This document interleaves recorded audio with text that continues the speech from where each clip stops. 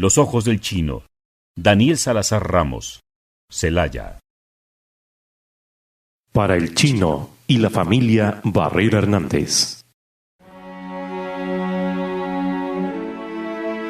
Voy a pasar la noche desvelándome cuando el sueño es sagrado para mí, porque quiero contarle al mundo la historia de tu casa, de los tuyos, chino, y a medias porque no hablaremos tanto de tu padre. Reconstruir la propiedad que heredó la madre del chino, aunque sea momentáneamente solo sobre papel, en línea directa desde su abuelo, un hijo bastardo de un sacerdote, oriundo de aquí y de apellido Suaste, que se mudó o huyó a Morelia después de embarazar a una muchacha del pueblo y arrancarle a su hijo para regalarlo. Nadie sabe dónde vivió ni quién fue en realidad la madre de don Gualo, dado en prenda por el sacerdote a los Barrera, un matrimonio infértil, los ricos del barrio de Santiaguito. ¿Cómo escribir un ensayo sobre patrimonio arquitectónico celayense a través de la historia de sus familias y su propiedad de más de 200 años? ¿Cómo hablar de nuestro afán por rescatar esta casa que ahora habitamos? La casa de don Guadalupe Barrera, de don Gualo, tu bisabuelo. Tendría que regresarme mucho antes, incluso cuando no había ciudad. Y esto se conocía por otros nombres ya olvidados. ¿Hablar de la fundación de Celaya? Su nombre viene del vasco, Salaya, tierra llana. Se erigió en un valle al oriente del Bajío, una cuenca del altiplano central septentrional ocasionada por una laguna prehistórica, y en su subsuelo abundan los depósitos de gruesas capas de materias volcánicas, las cuales seguramente fueron acarreadas por turbulentas corrientes hace millones de años. Ese origen vasco explica la típica cajeta celayense, leche de cabra quemada con azúcar, como se hace en Euskadi, ya que los primeros colonos blancos arribaron acompañados de sus animales. La cédula expedida para su fundación se cumplió en 1571 bajo el patronato de la Purísima Concepción, una advocación mariana muy popular en España y sus reinos, en cuyos claustros conventuales ella acogía bajo su manto estelar a las hijas de peninsulares acaudalados. Pipirisnais, las monjas concepcionistas, te digo, consagradas a la virginidad de una madre. ¿Qué tal? Aunque aquí en realidad quienes llegaron fueron los franciscanos, no las concepcionistas. Ellos fundaron el Colegio de la Purísima Concepción, por ejemplo. Creo, por otro lado, mi amigo, que también aquí se observa el protagonismo de las órdenes clericales masculinas en todas las esferas de lo social. ¿Ya ves por qué el catolicismo aquí es particularmente ortodoxo y patriarcal? Se fundó, pues, decía, para defender la comarca de los Apatzeos, abundante en lagos y manantiales, entre Querétaro y el río Laja, de las naciones chichimecas, y prosperó. Devino un punto estratégico en la ruta hacia las ciudades mineras del norte, en la cual era paso obligado. La casa se encuentra en el lindero de lo que en sus orígenes fue el barrio indígena de Santiago Apóstol, el santo patrono de los españoles que invadieron el territorio mesoamericano hace 500 años. Allí habían sido segregados como servidumbre las poblaciones sometidas y explotadas de la región, nahuas, copuces, huachichiles y guamares, grupos otomíes, también nataní es la palabra con la que ellos nombraron a su aldea, por tanto mezquite, significa el mezquital, su lengua ya no se escucha en el barrio. El nuevo asentamiento sobre los restos quemados de los hogares indígenas era más bien una frágil población dolorosa y naciente en medio de un mezquital, que luego pasó a ser la villa de la Purísima Concepción de Salaya. Nombre impuesto sobre otro nombre. Mucho después le sería legado otro. Fue reconocida como la muy noble y muy leal ciudad de Celaya, bajo decreto imperial del rey Felipe IV de España, hasta mediados del último de los siglos de oro en la península, el siglo XVII. Claro, porque de este lado tuvimos todavía a Sor Juana, qué cosa. La parcela en que se comenzó a construir la casa colindaba con la periferia de los antiguos barrios españoles, trazados a modo reticular, que se afianzaron con la llegada de sucesivas órdenes religiosas y la economía de hacienda importantísimas para nuestra historia.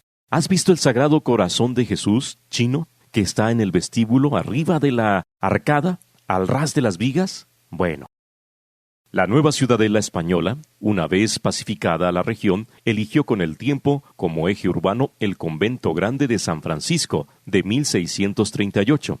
Aunque los franciscanos ocuparon pronto la hegemonía religiosa en Celaya, al nuevo asentamiento habían llegado primero los agustinos, quienes se establecieron al sur hacia 1609 y construyeron su templo y convento de estilo plateresco, único en la ciudad. El de San Francisco tiene rasgos barrocos, quizá adicionales posteriores. La orden de los carmelitas legó a la villa su convento y templo, los cuales serán muy importantes líneas abajo cuando se discuta el legado neoclásico en la ciudad y la casa, y resuena el nombre de 3 guerras.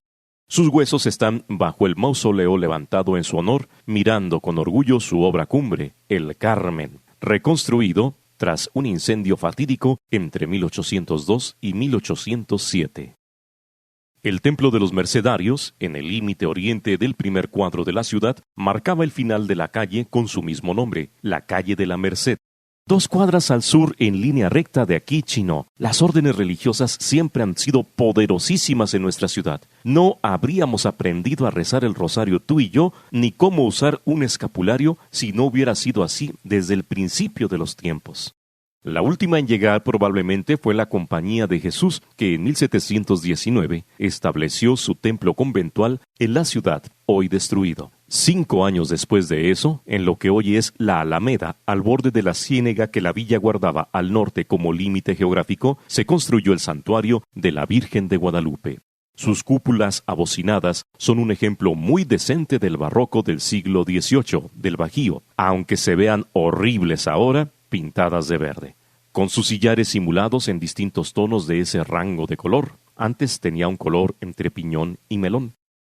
Ahí se construyó la casa, en la frontera profunda entre ambas clases sociopolíticas. La calle del Templo de la Merced, ahora Padre Insurgentes, no solo servía de entrada a la ciudad, sino que separaba con su tránsito la ciudad española de los barrios indígenas. Celaya se fundó y creció como una ciudad racista y clasicista hasta la médula. La casa estaba en medio de todo ello. Nepantla no era una élite criolla, sino mestiza. El mito fundacional de México, el mestizaje católico, nuestro pecado original. Esta es una casa con mucho dolor. Nos dijo la señora Rosa Ana Barrera Hernández, mamá del Chino, cuando le platicamos del proyecto: me da cosa entrar. Ya lo creo. Recordé pensar algo similar cuando entré al vestíbulo por primera vez. Yo quisiera volver a verla así, con el patio grandote, con baldosas y un camino de césped como solía ser. Digo, no es que quiera que tiren la casita. En la casita fuimos muy felices. Cuando nos bañábamos los sábados, llenábamos de agua el piso y nos deslizábamos hasta el baño, al fondo de la casita, donde nos mojaban a manguerazos y cubetadas. No había ducha, pero fuimos muy felices. Esto lo dijo su hermana Kitty. María Dolores Barrera Hernández, de nariz respingona y gesto amable, en el taller donde solían estar las caballerizas en la parte posterior de la casa. Ambas hermanas nacieron ya en un sanatorio y ambas estaban muy emocionadas, a pesar de todo, por la idea de rehabilitar la casa de sus padres y abuelos. La fachada salta a la vista, a la mitad de la calle. Se lee muy bien, dice el historiador de arquitectura del proyecto. Ahora tiene un patrón romboide en el remate del techo y 3 puertas de hierro del mismo ancho. La que está a la izquierda del centro es más alta. Esa era el zaguán original. Al pasar por la puerta de entrada, te recibe un vestíbulo con techo de viga y losa, de más de 3 metros de altura y piso de cantera. ¿Casi doble altura?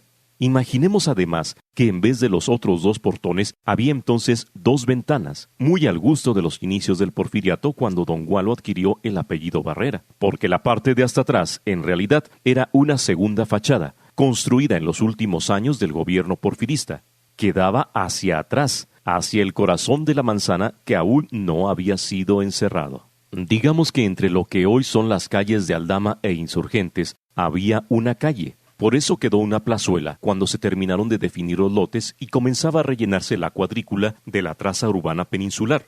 Cuando se cerró la cuadra, al centro quedó un patio común en que cada hogar tenía sus chiqueros y sus gallinas. En esa época la propiedad llegaba hasta el corral y doblaba en L, hasta Galeana. Ese brazo fue una vecindad que con los años don Gualo vendió para pagarse su vida bohemia y sus mujeres. Encantador él, ojo azul, alto y güero. También escribía poesías. Les digo que era el hijo junior de los ricos del barrio que lo adoptaron. Se creía que él tenía orígenes franceses, pero quién sabe. Pues fíjate que sangre francesa, la verdad, sí, es posible que sí. Pero ellos no eran españoles. Yo hablo de la familia. Te voy a hablar de mi familia. Mi abuelo, de parte de mi mamá, él fue campesino siempre. Él trabajaba para una familia española. Le regalaban la tierra a mi abuelo. Agarra más, Porfirio. Mejor que tú la trabajes. Agarra más tierra. Y él la trabajaba. Y él labraba su parcela. Todo esto estaba baldío. ¿No? Esto era un pueblo. Eran llanos. Y le decían a mi abuelo Porfirio, agarra más. Pero él decía, no, yo creo con esto estoy a la mexicana. Ya ves que, no, yo con este pedacito tengo. Lo que se me está olvidando es cómo se llamaba la familia esa. La españolilla se me olvidaba. Ay, hijo, no, ya se me va la pinche cuerda. No, pues que ya no me acuerdo. Antes quizá, pero ya no. La memoria ya me falla y te tengo que andar recopilando. Me agarraste infraganti, le dijo al chino José Barrera López, su tío abuelo, el mayor del matrimonio entre Guadalupe Barrera, don Gualo, y Dolores López Llerena, hija de un campesino otomí que trabajaba como peón. Es normal, tío, es normal. ¿Qué te parece si te cuento la historia que yo he logrado? Y tú me dices, esto sí y esto no. ¿Cómo ves, tío? ¿Va? Lo que a mí me han contado, pues mis familiares, mis tíos, incluso vecinos que pasaban por ahí, en Insurgentes cuando estábamos en las limpiezas, pasaban muchos vecinos de todas las edades, pero la gente ya grande decía, yo venía aquí a jugar de chiquito. A mí me dejaban meter y hasta el corral había juegos y entraba a jugar. Pero antes de eso, la historia que yo tengo entendida es que don Gualo es hijo de un sacerdote francés que se metió con una mexicana. De ahí es, digamos, la parte de la historia que hay como un hueco que yo no he logrado recabar o nadie me ha dicho, pasó esto. Pero tengo entendido que a don Gualo lo dejan con la familia Barrera de pequeño en la casa de Insurgentes y él se ve adoptado o arropado por esta familia, la familia Barrera. No sé qué pasó con el sacerdote francés. No sabemos, le responde el sobrino. Al sacerdote francés yo lo conocí. Yo estaba chiquillo y mi papá era muy aficionado al deporte, a la pelota. Y eso, una vez, por una razón, no sé por qué, me llevó él a Morelia. Así, no sé por qué, pues me llevó él y fui, pues era la casa del sacerdote. De él ya no me acuerdo de sus facciones. Él era grande, yo era chiquillo. ¿Pero él era tu abuelo? Sí, exacto. El sacerdote era mi abuelo. Pasa un tiempo y entonces el padre le manda una carta a mi jefe, el don Gualo. Le manda una carta en donde creo le pide que se presente allá porque le iba a regalar la casa donde yo fui. De eso me acuerdo. Pero, ¿qué crees que hizo don Gualo? Muy a la mexicana, muy chingón, pues. Agarra la carta y se le enseña a mi mamá. ¿A tu mamá, Lolita? A mamá Lola. Mira lo que manda mi padre. No, dijo, mi padre, el padre nomás. Pero no, yo no quiero. ¿Quién sabe qué despotricó? Agarró la carta y nomás la tiró. Sí, así de sus huevos. Ah, cabrón, a mí pues no me cuadró eso. Yo ni sabía que él tenía esa casita a la que yo fui.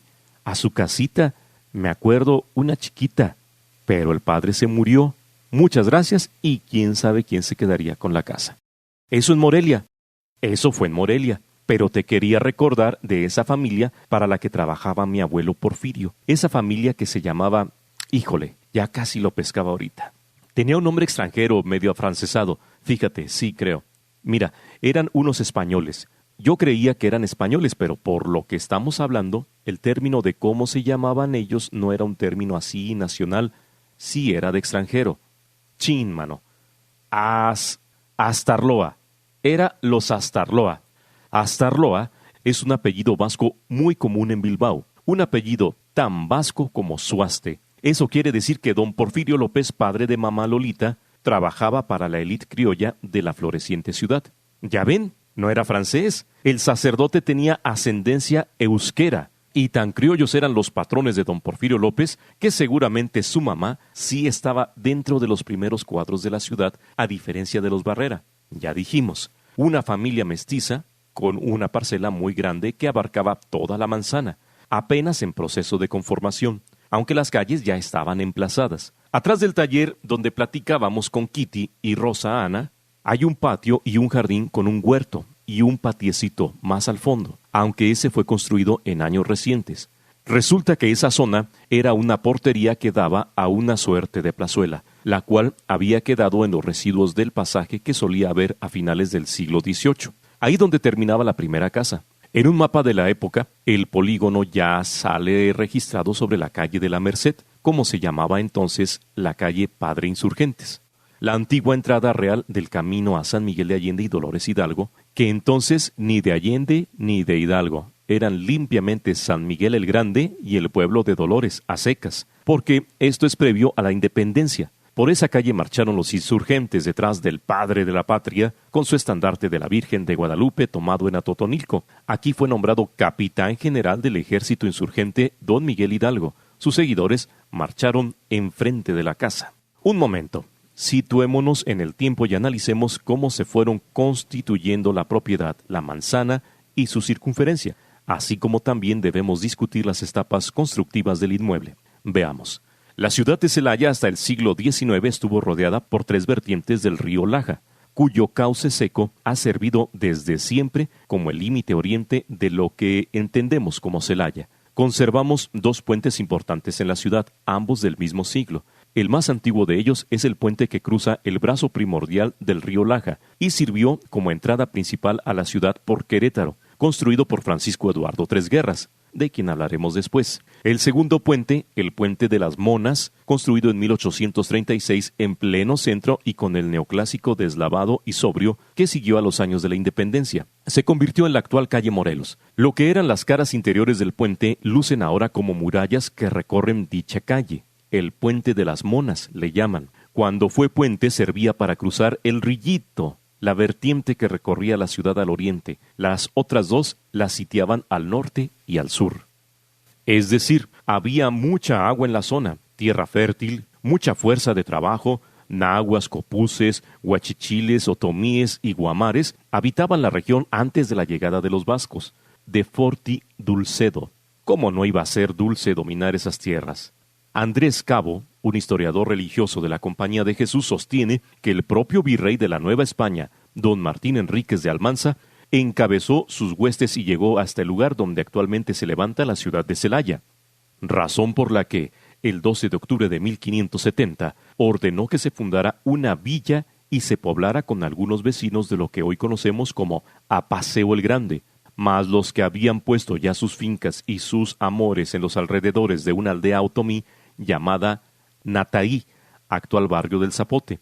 ¡Qué elocuencia! El día de la raza, el descubrimiento de América, el mismo día que el de la Virgen Patrona. Santiago Apóstol y el espíritu de la reconquista de Granada en Iberia por los reyes católicos y la conquista de México del otro lado del Atlántico con Cortés a la cabeza. Nuestra ciudad fue impuesta para someter. Este es su mensaje.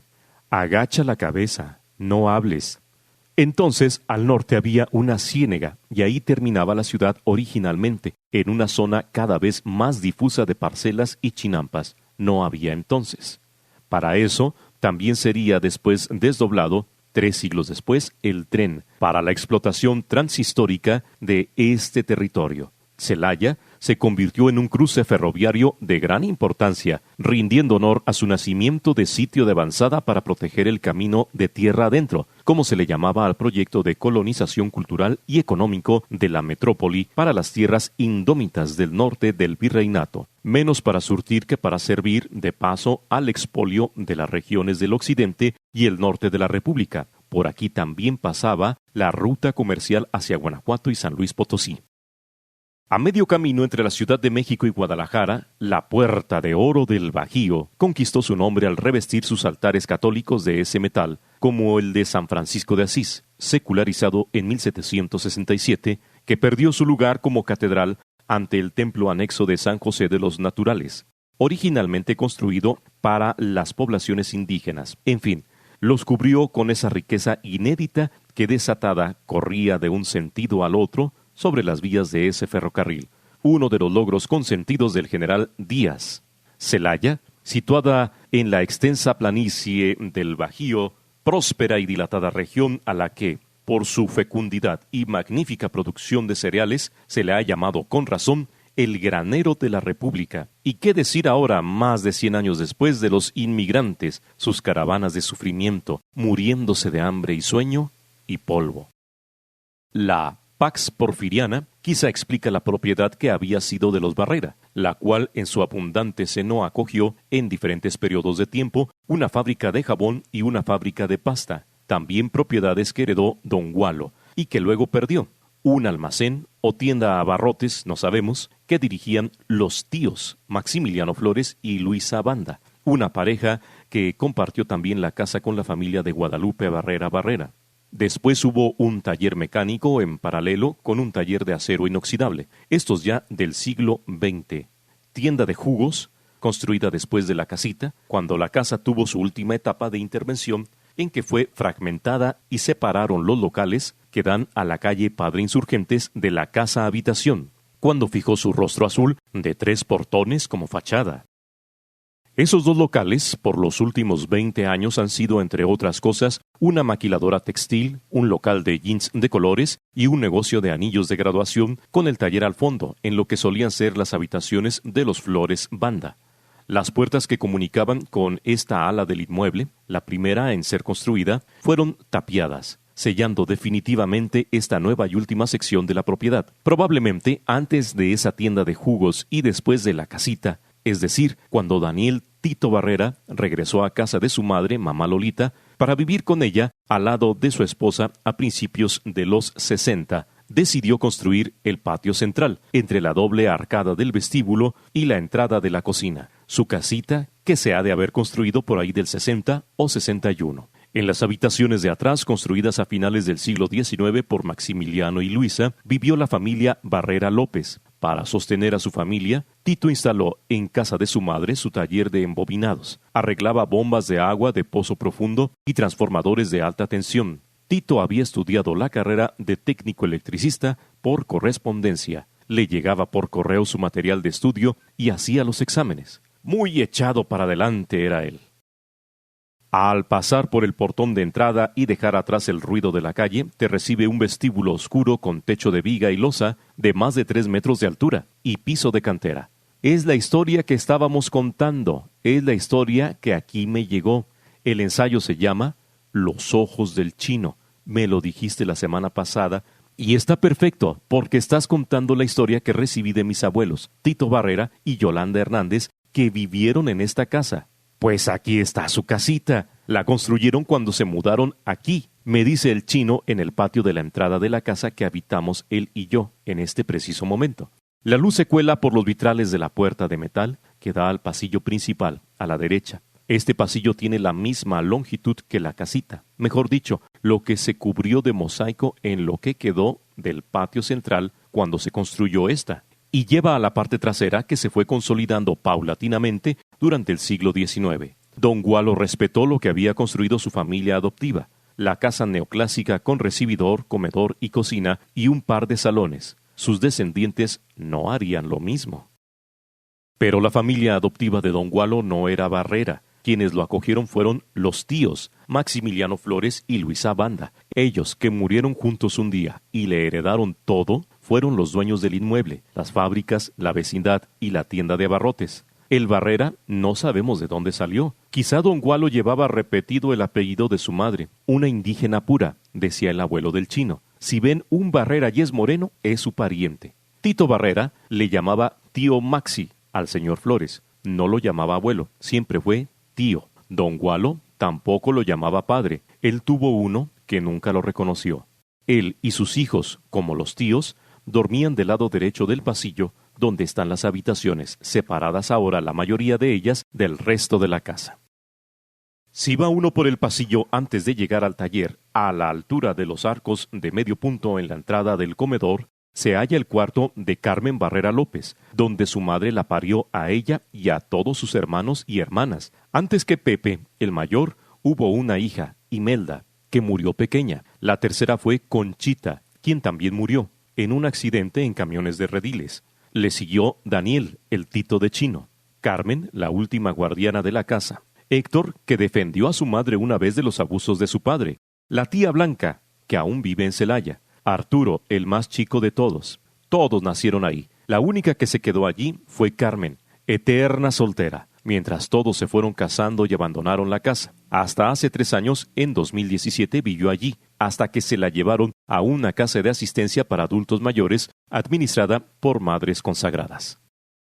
Don Tito se hizo cargo de su hermana, cuando murió la madre de ambos. Esta casa va a ser de Carmen mientras ella esté allí, decía. En sus últimos años, cuidó de ella Rosa Ana, hija de él, sobrina de Carmen. Ella cuidó la casa, fregaba los pisos de cantera, piedra por piedra. También fue ella quien la llenó de basura. Mientras los talleres, ya separados de su casa, prosperaron, ella vivió como ermitaña. Apenas salía a la calle a buscar comida al mercado. La gente de Santiago la conocía, la veía a veces dormida en una banca en la entrada de la casa. Sufrió muchas cosas en esas habitaciones, cosas que nadie nombra y que probablemente no deban saberse. Por eso le sentó bien irse con las monjitas. Ya grande, sin poder cuidarse sola, ha vivido con compañía, platicada y colaborativa, participando en las dinámicas con las hermanas. También estamos haciendo esto, Chinito, para sanar esas heridas y plantar vida nueva, germinar y echar semillas al viento.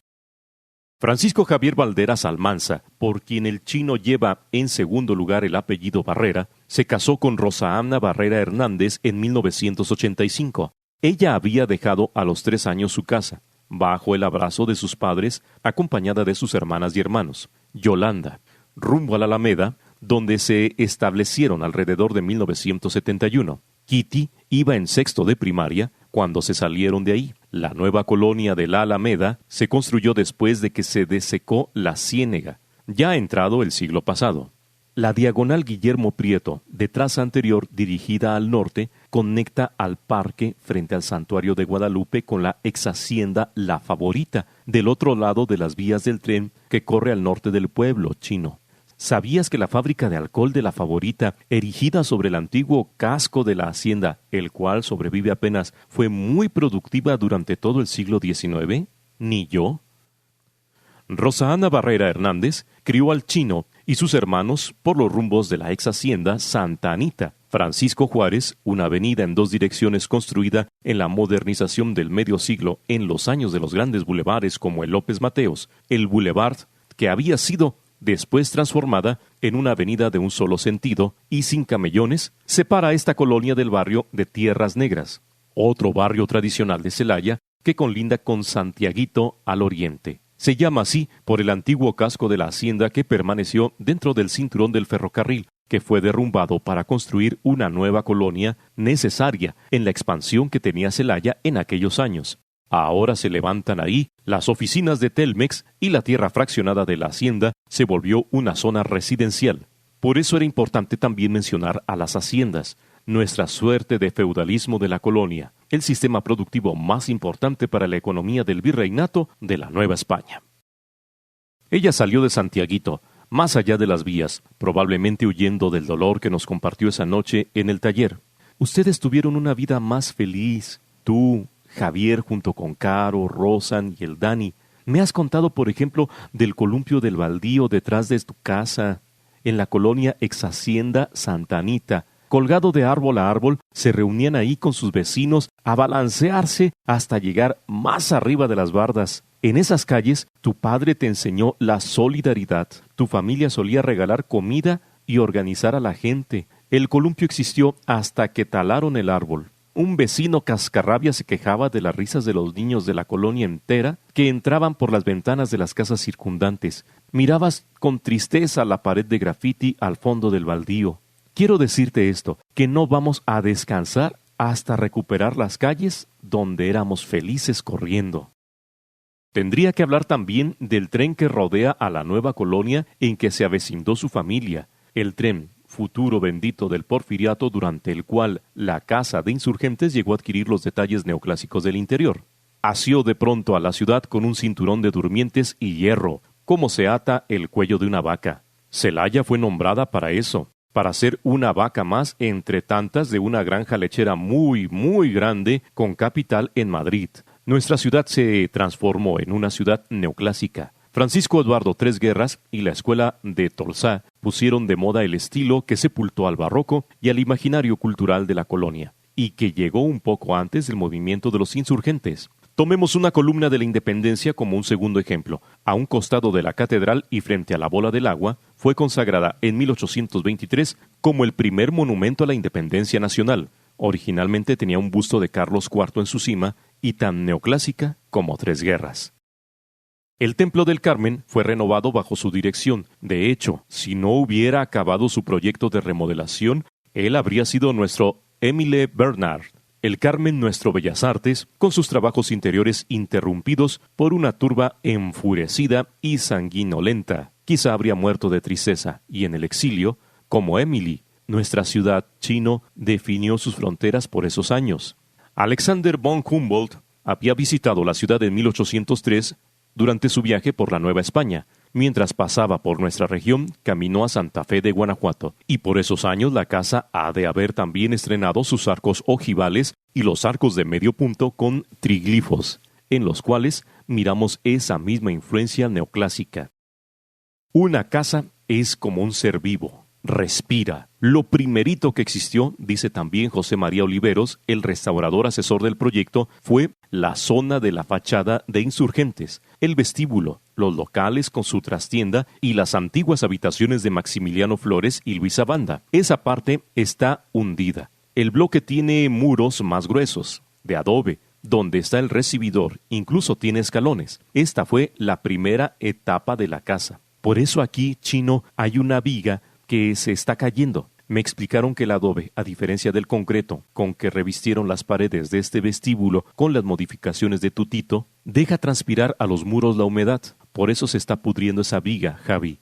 Esta área de la casa coincide con los registros cartográficos del siglo XVIII. Ya estaba entonces antes del México independiente. De ahí se fue extendiendo de forma lineal hacia atrás, hacia los corrales y el corazón de la manzana. Por ello, las habitaciones que siguen al final del pasillo y la zona de la cocina son de otro estilo, el de Tres Guerras. El anexo central de la casa es un ejemplo de arquitectura vernácula neoclásica del Porfiriato, como la fachada trasera, aquella que daba al corral, donde estaba el tejabán en que vivió sus últimos años don Gualo, después de dilapidar su fortuna y fraccionar el patrimonio de sus hijos. Mamá Lolita lo había sacado de la casa principal y él se dedicó entonces a rentar paraguas en los tianguis, empobrecido y solo. Nunca se le quitaron las ganas de tomar ni el idealismo. El tejabán solía ser un salón techado que servía de antesala de la caballeriza, el taller. Por los marcos de las ventanas y los tabiques grandes, así como las mordeduras de las puertas y las arcadas del patio que ahí ahora existe, en donde iniciaba la vecindad, podemos notar la influencia inglesa, tan común en el Porfiriato, cuando se definieron las dimensiones de la residencia y sus muros. A pesar de ser una casa mutilada, el árbol de granada que ahí resiste sigue dando fruto. La higuera también está viva y la jacaranda floreó esta primavera, al centro de este patio. Tendría que comenzar por nuestra ciudad, Chino. Celaya, una ciudad que ha perdido gran parte de su patrimonio gracias a la ignorancia, las sucesivas modernizaciones y la violencia. Celaya, atravesada por las balas, ataques a taquerías, tortillerías, bulcas, beneficentros, paradas de autobús, las mujeres asesinadas en el municipio, las redes que nos atraparon. Pero ese es tema para otro ensayo, no el de este. Aquí prefiero hablar de las tardes en las que entrenábamos básquet durante la preparatoria, cuando nos hicimos grandes amigos y comencé a conocer esta historia. Ahora también lo somos, afortunadamente. Y aquí volvemos a estar reunidos para levantar esta casa de nuevo, para limpiar sus corredores y cultivar el huerto y abrir puertas y ventanas cuando sea posible, porque ahora vivimos tras los barrotes, porque no queremos dejar pasar al miedo. Hoy quiero decirles a ustedes esto: no conocen la manera en que se colaba el sol como balón por la cesta durante todas las tardes entre los ojos del Chino.